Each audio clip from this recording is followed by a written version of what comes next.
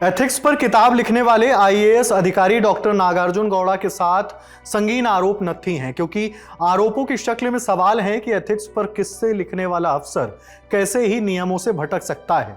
पर डॉक्टर नागार्जुन के हिस्से की बातें क्या हैं? असल में वो आरटीआई एक्टिविस्ट जिसने संगीन आरोप लगाए वो खुद विवादों में है। अब इस कहानी को अलग अलग पहलुओं से समझते हैं।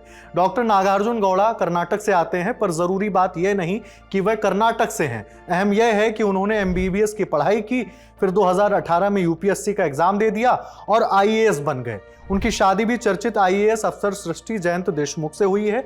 इन दोनों ने मिलकर ही एथिक्स पर किताब लिखी। सोशल मीडिया पर आपको इस कपल की ढेरों तस्वीरें मिलेंगी जो लोगों के लिए प्रेरणा बनती हैं। हालांकि जब अचानक एक चमकदार तस्वीर के भीतर कोई खराबियां गिनाने लगे तो विश्वास डगमगाता है।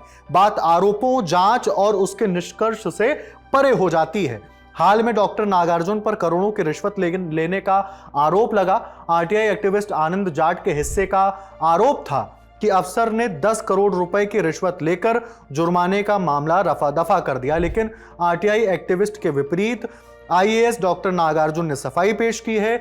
मीडिया रिपोर्ट्स के हवाले से कुछ तर्क सामने आए हैं। वो आरटीआई एक्टिविस्ट माने आनंद जाट, जो आईएएस पर संगीन इल्जाम लगा रहा था, उस पर खुद ही ब्लैकमेलिंग और उगाही के गंभीर आरोप हैं। आज तक से जुड़े लोमेश गौड़ की रिपोर्ट के मुताबिक मामला 2023 का है। भारतमाला प्रोजेक्ट के तहत बैतूल इंदौर हाईवे बनना था। इस काम को पाथ इंडिया प्राइवेट लिमिटेड नाम की एक प्राइवेट कंपनी को सौंपा गया, लेकिन कुछ समय बाद कंपनी पर आरोप लगे कि उन्होंने नियमानुसार खनन नहीं किया। इन गड़बड़ियों के लिए कंपनी को 51 करोड़ रुपए का नोटिस दिया गया, लेकिन कुछ समय बाद यह अमाउंट रिवाइज हुआ। कंपनी पर लगा करोड़ों का फाइन महज 4,000 रुपए रह गया। करोड़ों के जुर्माने के रिवीजन ने लोगों के कान खड़े कर दिए।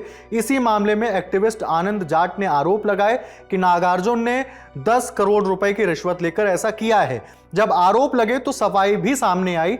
टाइम्स ऑफ इंडिया में छपी रिपोर्ट के मुताबिक जांच में पता चला कि जिस नोटिस को लेकर यह पूरा विवाद शुरू हुआ वो आईएएस नागार्जुन की ज्वाइनिंग से पहले ही जारी हो चुका था।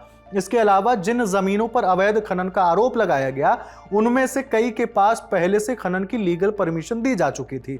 इनमें से भी कुछ जगहों की खुदाई किसी दूसरी कंपनी या स्थानीय किसानों ने कर रखी है। माने पाथ इंडिया प्राइवेट लिमिटेड को प्रोजेक्ट मिलने से पहले ही कुछ खुदाई की जा चुकी थी। यही नहीं, इस जांच में सबसे बड़ी बात यह सामने आई कि यह पूरा विवाद एक अखबार की रिपोर्ट के आधार पर जारी किया गया था। असल में इसके कोई एविडेंस नहीं मिले थे। जांच में खनन को लेकर राज्य के नियमों का भी जिक्र है। नियम के मुताबिक भारतमाला प्रोजेक्ट में इस्तेमाल होने वाली मिट्टी और मोरंग पर कोई रॉयल्टी यानी शुल्क नहीं लगेगा, इसलिए जुर्माना लगाने का फॉर्मूला ही गलत था। आखिर में महीनों की सुनवाई के बाद नागार्जुन ने सबूतों की कमी और दूसरी गड़बड़ी के कारण जुर्माने को रद्द कर दिया। साथ ही उन्होंने खनन विभाग को पुरानी खुदाई पर नजर न रखने के लिए जिम्मेदार भी बताया। आज तक से जुड़े जय नागड़ा ने भी नागार्जुन से इस मामले पर बात की। इस बातचीत में नागार्जुन ने बताया कि कंपनी को 51 करोड़ रुपए का नोटिस दिया गया था, ना कि जुर्माना। नोटिस के बाद कंपनी को अपना पक्ष रखने का मौका दिया जाता है। जब नोटिस पर सुनवाई हुई तो उनमें से कई खसरे गलत पाए गए, या तो उनमें किसी और को पहले से परमिशन दी गई थी। मोटामोटी नागार्जुन ने भी वही बात दोहराई जो हमने आपको ऊपर बताई। बात बस यहीं खत्म नहीं होती। जिन आरटीआई एक्टिविस्ट ने इस पूरे प्रकरण को सामने लाया, अब उन पर ही गंभीर आरोप लग रहे हैं। टाइम्स ऑफ इंडिया की रिपोर्ट के मुताबिक आनंद जाट पर ब्लैकमेलिंग, जबरन वसूली और डराने धमकाने के 7 आपराधिक मामले दर्ज हैं। उन्हें कई बार जेल भी हो चुकी है। आरटीआई एक्टिविस्ट आनंद कई लोगों के खिलाफ ऐसे आरोप लगाते रहे हैं। इस मामले में भी वे अब तक कोई सबूत नहीं दे पाए। अपने बयान में उन्होंने माना कि उनके पास कोई प्रमाण नहीं है और आरोप सुनी सुनाई बातों पर आधारित थे। फिलहाल आईएएस नागार्जुन मध्य प्रदेश के खंडवा जिले के पंचायत सीईओ के पद पर हैं। उन पर लगे आरोपों पर हरदा के कलेक्टर सिद्धार्थ जैन का भी बयान सामने आया।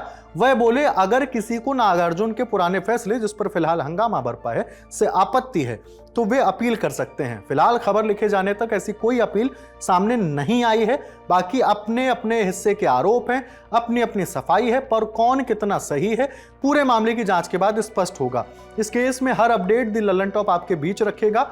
यह खबर आपके लिए लिखी है हमारे साथी सौरभ शर्मा ने। नमस्ते।